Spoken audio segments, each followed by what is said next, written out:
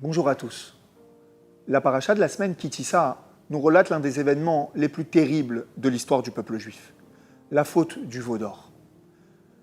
La Haftara, qui est le passage des prophètes que nous lisons chaque Shabbat après la lecture de la Torah, et qui est tout le temps en relation avec la paracha que nous venons de lire, nous raconte comment Élie, le prophète, parla durement aux Juifs qui s'étaient alors attachés à l'idolâtrie nommée Baal. Les Juifs étaient alors dans une situation délicate. Ils priaient Dieu, mais aussi le Baal. Ainsi, Élie leur dit « Ad matai atem posrim al shte aseipim ». Nous le traduirons simplement par une expression bien connue. « Jusqu'à quand serez-vous assis entre deux chaises ?» Et le prophète Élie de continuer. « Si Hachem est votre Dieu, alors allez derrière lui. Et si c'est Baal, allez derrière lui. » Une question se pose ici. On le sait, chaque mot des prophètes est tout à fait précis. Comment nous pouvons donc considérer que le prophète Élie, devant l'indécision de certains juifs, leur propose ou Dieu ou l'idole? Il aurait dû être clair et précis dans la voie à suivre. Aller après Hachem et abandonner tout ce qui est lié à l'idole. Ainsi donc, dans les mots du prophète se cache quelque chose de beaucoup plus profond. Et nous pouvons déduire de ces mots qu'être entre deux chaises est à certains égards bien plus grave et dangereux qu'être totalement dans l'idolâtrie. Le danger précédemment cité se joue sur 3 plans. Premièrement, au niveau de la teshuva, du retour vers Dieu. Celui qui est totalement dans l'idolâtrie y croit complètement. Mais si on lui fait comprendre qu'il se trompe, alors il dira ouvertement qu'il s'est trompé et retournera sur le droit chemin.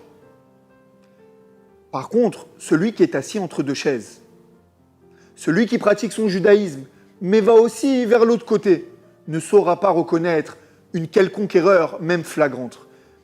Il se dira qu'après tout, il n'est pas si mal. Deuxièmement, à propos de sa propre spiritualité. Celui qui est totalement dans l'idolâtrie révèle quand même qu'il cherche quelque chose de spirituel. Bien sûr, sa recherche est complètement erronée, mais il cherche quelque chose quand même. Par contre, celui qui vacille entre Dieu et l'idole ne fait que dévoiler qu'il recherche que son bien à lui, qu'il va vers où son intérêt et sa demande pourra être accordée. Et enfin, troisièmement, et c'est, nous dit le Rabbi, le point le plus grave, au niveau de l'influence sur autrui. Celui qui est complètement dans l'idolâtrie, de par sa grossière erreur, ne pourra influencer personne. En d'autres termes, personne ne voudra imiter son comportement. Par contre, l'entourage de celui qui vole entre deux branches, parce qu'il fait de manière générale ce qu'il faut, et que ce n'est que parfois qu'il s'écarte complètement, pourrait alors l'imiter et s'écarter aussi du droit chemin. Maintenant que nous avons donné les 3 axes où se joue le danger d'être entre deux chaises, nous comprenons parfaitement l'intérêt du prophète Élie de dire aux Juifs de sa génération de choisir entre les deux, ou Dieu ou l'idole. L'enseignement pour nous est simple. Les sages nous disent que le mauvais penchant de l'idolâtrie a été totalement annulé, mais il n'en reste pas moins que ce statut entre deux reste tout à fait actuel. Un juif pourrait, par recherche de réussite sociale ou par volonté de combler un intérêt propre, mettre de côté le code de loi juif pendant le temps qu'il faut pour arriver à cette fin. Vient la Torah nous dire non. Nous devons nous en remettre complètement à Dieu et être certains que le maître du monde prodiguera le bien à ses enfants.